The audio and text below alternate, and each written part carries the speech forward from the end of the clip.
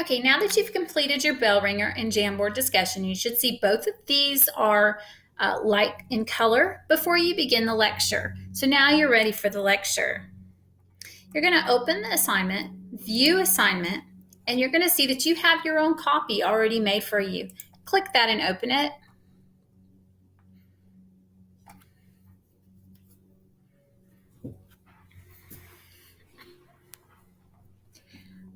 Okay, so on this first slide, it tells you what you're going to do. You're going to view this video of me talking about the designs, the elements of design, and you're going to do 2 pages of notebook work right here. This is what you will turn in. So on the first page, I'm going to go through the elements of design, which are space, shape, form, texture, light, color, and line.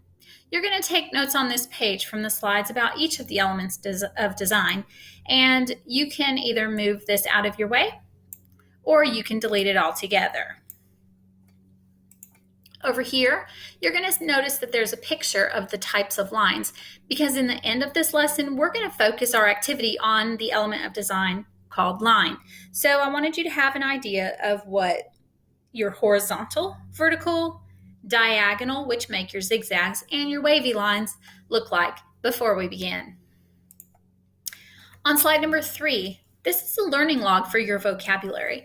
I have inserted several vocabulary words that come from this lesson that you should know the meaning of by the end of the lesson. So what I want you to do is to take these at the end of your lesson and put them over here. Words that I have learned or words that I still needed help understanding. So you're going to move those to whichever side they belong on. All right, let's begin.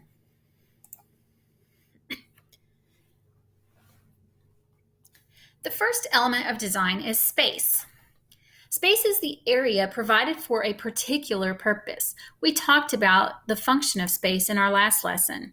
Space can be 2-dimensional or 3-dimensional. That is either flat or with depth.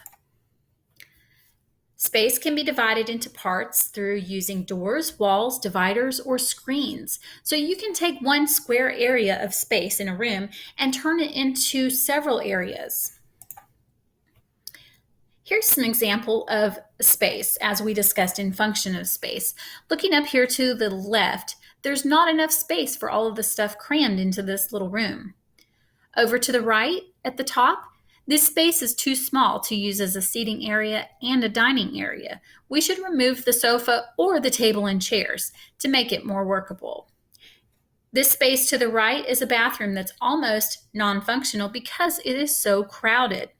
It might work good in an RV, but not in a regular house. Now we have things spaced out. Notice the use of a divider over here in the bathroom. It kind of gives a feeling of privacy and breaks up the room into a more personal space. Over here to the left, the designer used columns right here to break out the room and give it a feeling of having its own area separate from whatever's on this side of the columns. And over here to the right, the designer has incorporated a big window area to open up the room and make it feel like it has more space than it actually does. The second element of design is shape. Shape is a flat silhouette or an image. Has 2 dimensions, such as length and width. That should sound familiar from math and science class. Shape is created by intersecting lines that form geometric shapes. You know what geometric shapes are. Those are your cones, cylinders, triangles, rectangles, circles, squares, etc. Form. Form is the outlined edges of a 3D object. So that's taking your regular 2-dimensional object and making it become more realistic. So instead of a flat square, which is a 2-dimensional object, now you turn it into a cube and you can see the front, back, and sides because it's 3-dimensional. That's when we have form incorporated into our design. Form has length, width, and depth, and volume and mass. Now that should sound familiar from math and science classes.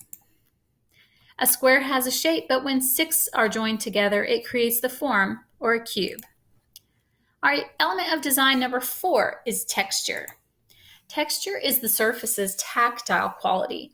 Please make note of the word tactile. That means touch. Tactile refers to the perception of touch. So when we're working on interior design, when you look at something and you think it's going to feel rough, that's a tactile perception. Patterns or colors often form the illusions of texture. So when you walk up to that piece of wallpaper and it looks like it's going to have a really cool feel, but it's just completely smooth, it's because we used patterns or colors to make it look like it was going to feel cool, but it's just smooth. You can see a smooth texture look in both of these pictures. Everything looks nice and elegantly smooth. In these pictures, you see a rough or informal texture. You can see with the wood, with the stone in the background, even on the legs of this table, it's very rough looking to the touch. The walls here have a texture of roughness as well. The fifth element of design is light. Now we have two types of light: natural light, which is sunlight, and man-made light, which comes from light bulbs. Light can set the mood in a room. The mood is another word that you need to be aware of in interior design. Mood means how it makes you feel. So if it makes you feel like it's a calm place to calm down, or an exciting place to get up and start running around or playing games or exercising, that's a different mood that room puts off that makes you want to behave or act in a certain way. Light also plays a functional role in reading areas. So if you have an office area that you're reading in, or even a kitchen that you're trying to read recipes and cook, you need enough light to be able to see. So that provides a function. The sixth element of design is the most important element of design and the most exciting tool of the designer. Colors are called hues. And so anytime you hear the word hue, remember it just means color. And the seventh element of design, this is the one we're really going to focus on today, is line. Line is the visual direction of any design. It moves the eye from one place to another. Line is used to emphasize an element or to hide one. The word emphasize means to make it stand out or to be noticed. So here's some examples of vertical lines in design. You can see the vertical lines in the doors going up and down, the windows, all the way down the hallway. Over here, we see vertical lines in the orange part of the dresser. We see vertical lines going up and down in the wallpaper. And then we also have a nice slender line right here in the lamp, and the cord comes from the lamp. Horizontal lines are going sideways. So you can see horizontal lines in the ceiling here. You can see them on the window frames. You can see the horizontal lines in the design of the sofa and the railing outside.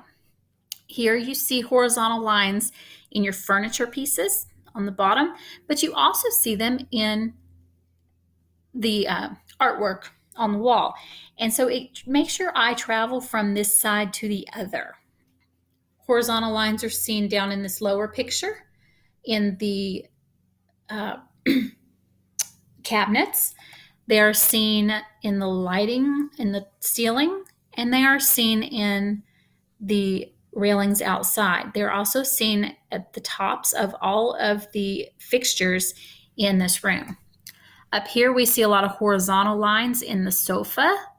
We see it on the top of the sofa. We see it in the back of this design. I don't even know what this is called.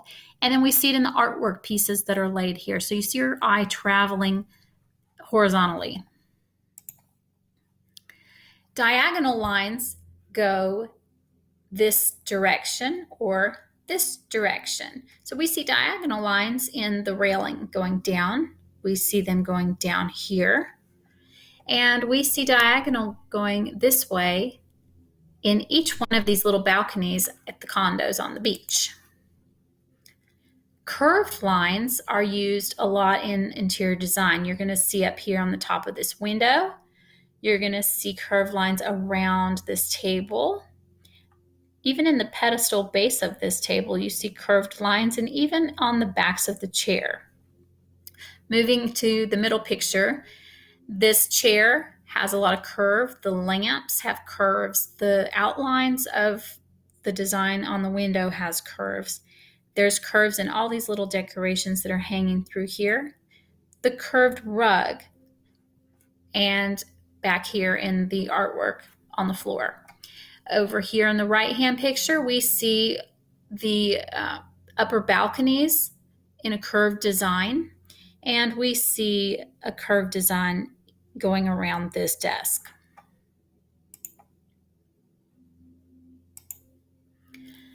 Remember, line is the visual direction. It moves your eye, and it's used to emphasize or hide.